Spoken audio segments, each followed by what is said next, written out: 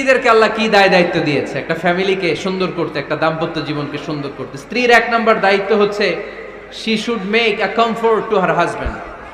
স্ত্রীর উচিত স্বামীর জন্য ঘরটাকে প্রশান্তির নীড় বানিয়ে রাখা। কি বানিয়ে রাখা? প্রশান্তির নীড়। স্ত্রী হওয়া উচিত এমন যাকে দেখলে স্বামীর চোখ জুড়ায়, স্বামীর প্রাণ জুড়িয়ে যায়, স্বামীর হৃদয়টা ঠান্ডা হয়ে যায়, ঠিক কিনা? আর স্ত্রীর দিকে তাকালে যদি মেজাজ গরম হয়ে যায়, মেজাজ খিটখিটে হয়ে যায়, ঝামেলা আছে না নাই? ঝামেলা আছে।